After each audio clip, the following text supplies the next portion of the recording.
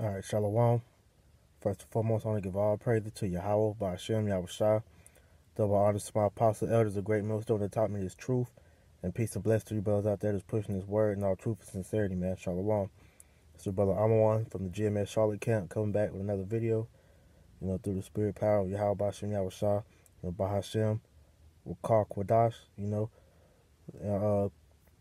I pretty much just want to get on how the wicked can't understand judgment, man, because, when you outside of the wisdom of Yahweh Bashem Yahushua, man, you don't understand things such as judgment, man. Because when you come into this truth, you start to see why things go the way they go, and you pretty much get a clear eye to see everything, man.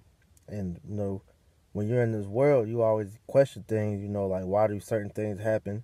Why do you get jacked up the way you do? Why do people die? And so on and so forth, man. But when you come into this truth, man, you gain clarity on questions like that, man. So I'm just gonna get a couple of scriptures, and I'm gonna just hopefully this ain't too long. I'm gonna start out in Ecclesiastes 8, verse 11, which reads, "Because sentence against an evil work is not executed speedily, therefore the hearts of the sons of men is fully set in them to do evil." Right. Because judgment isn't executed, right then and there, right after you do something wrong, man. Your heart is set to continue to abound in the wicked acts that you're doing, because you're not getting judged for that at that moment in time, right there, though, man. That's why people continue to do the things they do, man. You got Jake that'll rob other Jake, or rob period, and because they didn't get knocked or something happened to them then, and they begin to build up that that urge to keep doing it, and eventually that thing comes back on you, man. That's the world calls it karma, but really that's the Lord judging you, man. All right. It says, "Though a sinner do evil 100 times, and his days be prolonged, yet surely I know that there will be well with them that fear Yahweh Bashem Yahushua, which fear before him." Right. So it says, though a sinner do evil 100 times, his days be prolonged. And that's why when you see these wicked niggas, man, doing the things they do, and you're like, man, why nothing happened to these people yet, man? Because the Lord is saving their judgment for the exact time he feels like that's the point to get them at, man. That's why these niggas can go and do things like commit adultery for the years they do it, man. Rob, steal, kill, whatever the wickedness they doing, man, and keep doing it, and nothing happened to them, man, because that's the Lord, prolonging their judgment until that day where he seems fit to bring it upon them, man. But it says that, yet surely I know that there shall be well within that fear the Lord, man. Right. So if you fear the Lord, you're not gonna do things that's gonna bring judgment upon you, man. At the end of the day, we still in the flesh. We're gonna go off. At the end of the day, we know we're not gonna willingly commit sin, because when we commit them acts, man, it's a judgment behind them if we do it, man. That's why in this truth, man, you gotta walk on eggshells, man, because you never know what the Lord gonna do to you, man. So when you're in this truth, the eyes of the Lord are upon you, man. Because the Lord, he's observing you, because you're trying to walk in his ways, man. So he's watching you and seeing how you walking in this truth, man. And if you ain't doing it right, he's gonna get with you, man. He's gonna bring judgment upon you. Okay. It says, "But it shall not be well with the wicked, neither shall he prolong his days." Right. So if you doing what you're supposed to do, that fear is gonna keep you from going off, man. Willingly. But it says it shall not be well with the wicked, man. All right. It says, "Neither shall he prolong his days, which are as a shadow, because he feareth not before Yahweh Bashem Yahushua." Right. So because he's not fearing the Lord, and he's continuing to abound in wickedness, man, the Lord's gonna eventually get with him, man. That judgment is gonna go out, and whatever the Lord sees fit to happen to that person, whether it be just jacking them up, or death, man. Whatever the Lord feels is just for that person, man, he's gonna do it. He's gonna do it to them, because they don't fear him, man. Okay. because they don't understand that the Lord is the one orchestrating all that, and us being, his children, so-called Negro, Latino, Native American, us being the Israelites, man. And the Lord has his eye on us, man. That's why we as a people are jacked up like we are, man, because we didn't hearken unto the words of the Lord, man, and give them listen to the warning signs, from the prophets, before time, man, which we all know that was prophecy for had to be fulfilled for the reasons why the elect is still in these in the state too. We had to go through the same judgment as these wicked niggas, man. Lord willing, us be that's out here pushing His word. We be the elect, man. We had to bear that too, man. When the Lord judges, He judges as a nation, man. Okay, but these niggas in the world can't understand that, man. That's why when the Lord finally brings judgment upon them, they don't understand it, man. They question God. Some of them lose belief in the Lord, man, because they don't feel like that's just or that's right for whatever judgment action comes upon on that person or they friends or family or whosoever, man. Okay, because they don't understand Yahweh Shem Yahushua, man. All right, this is 1 Corinthians 2:14. It says, "But the natural man receiveth not the things of the Spirit of Yahweh Shem Yahushua, for they are foolishness unto them, neither can they know them, because they are spiritually discerned." Right, because these people don't understand why Yahweh Shem Yahushua does the thing He does, man. When He judges somebody for being wicked, man, that's a just punishment for you being wicked. And you try to tell our people that, and they look at that as foolishness because they've been taught that God is all love, and He won't harm you as long as you believe in His name and in the name of Jesus Christ, man, which is bullshit, man. Excuse my French, but that's just what it is, man. Because that logic right there is what's gonna get a lot of our people killed, man. Because through that philosophy, through that doctrine, that gives them leeway to do whatever their heart is content to do, man.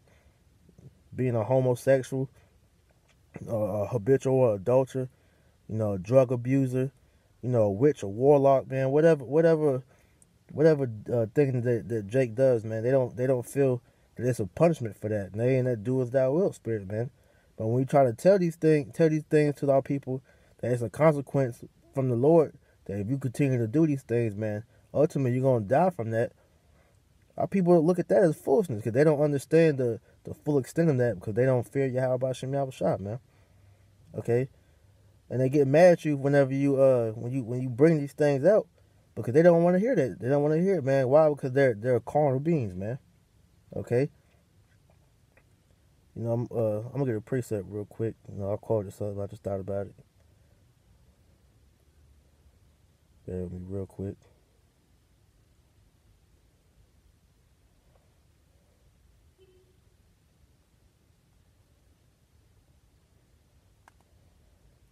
Because at the end of the day, our people don't want to hear, to get right, because they believe, they're right in their own eyes, so can't nothing happen to them.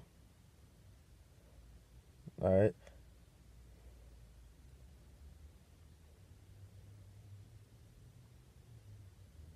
This is Amos 5:10. It reads, "They hate him that rebuketh in the gate, and they abhor him that speaketh uprightly." Right. They hate us when we come out here and rebuke them for being the wicked niggas they are, man. You come up to them and you tell them, "Hey, man, you gotta quit committing adultery. Don't be a faggot. Don't do drugs, man. Stop rebelling against your Yahweh Shem Yahushua, man." They get mad at you when they're told these things, man, because they ultimately don't really believe in the Lord, man. They don't believe that the Lord of the Bible is really a stern, austere being. All right, because they've been taught that their version of God and Jesus are two faggot crackers that allow anything to go, man. All right, but just to go back to this. This is why they can't, because when you hear these things, they tell you, hey, you can't judge me, man. You are wicked too, man. You done these things before too, man. But when we came into this word, we changed, man. We put off those things. We repented from those things, man. So we move in the spirit, and they can't see the change in that, man. That's why they try to hit you with that, you can't judge me response, man. After you tell them, you're gonna receive judgment for these actions you're doing. All right, but this is we'll go back to 2 Corinthians. It says, "But he that is spiritual, judge of all things, yet he himself is judge of no man." All right, it says that he that is spiritual, judge of all things, man. And that's why when we come out here and we rebuke the world, man, that's us. That's the spirit of Yahweh Shem Yahushua that's rebuking this world, man, and let through the spirit what's going on, man. Okay, and it says that he himself is the judge of no man. Why? Because we've been washed of this world, man. We walk in the ways of Yahweh Shem Yahushua. We walk in the spirit, man, and the natural man will try to get on you on the things that you trying to say that you used to do, and you're not that same man anymore. You walk in the spirit now. And so they try to say that, man, you can't judge us for that, man, because we repented from that, man. We don't do that anymore. We're not the same people that took parts in them acts when we did that ignorantly, man. Okay? It says, "For who have known the mind of the Lord, that he may instruct him, but we have the mind of Hamashiach." Right. Because these people don't know the mind of the Lord, man. Because it says we have the mind of the Lord, because we know through the wisdom of Yahweh Shem Yahushua, the do's and don'ts of the law, statutes, and commandments, man. We know why they're in place and why we can't do the things they restrict us to do, man, because ultimately it's between life and death, man, and the majority of the world is on the path of death, man. That's why we have to come out here and correct our people, man. But like I said, man, they don't understand that judgment that we're trying to tell them about, man, because ultimately they feel they're right in their own way. All right, when you tell them that they're gonna die, if they continue in their wickedness, man, they don't really believe that, man. But let somebody in their family or their friend, get killed, and they have all these tears and crying because they were like, "Oh, he's a good person," blah blah blah, this and that. But the scriptures say otherwise, man. And I'm gonna prove that. This is Job 4:7. It says, "Remember, I pray thee, whoever perished being innocent, or where was the righteous cut off, man." So all these niggas that died, that was a punishment, a judgment for them being wicked, man. Because if you was innocent, man, if you was righteous, like everybody claims to be, when you go to the funeral and say and hear all these things, man, about these people, they claim up and down that they was righteous, man. Then why do they die, man? Because they'll have these niggas out here that was gang banging, straight blowing blocks down, shooting niggas, robbing niggas, whatever. And then as soon as he died, man, they be in the funeral talking about, oh, he was a good person, and then blah, blah, blah, man. When that's bull, all right? Because the scriptures tell you if he was innocent, he wouldn't die, man. It says, "Or where were the righteous cut off, man?" That was never, man. Because the righteous that were you read about in the scriptures, man. If they died, it was through martyrdom, so they proved their faith to Yahweh Shem Yahushua, man. But they never died for no wickedness, man. They stood their ground and faith and proposed their faith for the Lord, man.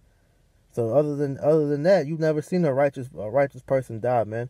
Besides, of old age or whatever, man. Because we're not immortal at this point in time right now. But at the end of the day, hey, the righteous, we understand the judgment that the Lord brings out. Okay, we understand the purpose for it, man. All right, and I'm gonna get this last scripture. This is Job 19:29. It says, "Be ye afraid of the sword, for wrath bringing the punishments of the sword, that ye may know there is a judgment." Right. It says, "Be ye afraid of the sword, man." All right, because the sword is an instrument used for killing, man, for judgment, man. All right, so we're supposed to be afraid of that, because we don't want to face that, because the Lord is the king of terrors, man. In the ancient world, the world knew him as Alashaja, man. That was a title he had for demon-like power, man. Terrible demon-like power, man. All right, so us knowing the consequences that the Lord will put on people, man. We don't take that lightly of going off, man. That's why we try to persuade our people through the fear of the Lord, man. All right, so I'm gonna get that in a second. I'm gonna get that real quick. So I quoted it.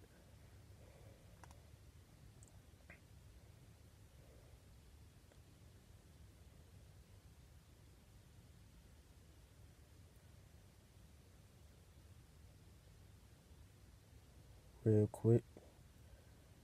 This is 2 Corinthians 5:11. It says, knowing therefore the terror of the Lord, we persuade men, but we are made manifest unto Yahweh by Shem Shai, and I trust also are made manifest in your consciences, man.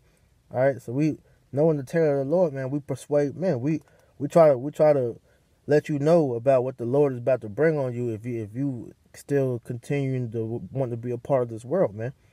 So in order to compel the elect to come back to the Lord, we gotta let you know the judgment that the Lord is about to bring on this place, man. Mass death and destruction.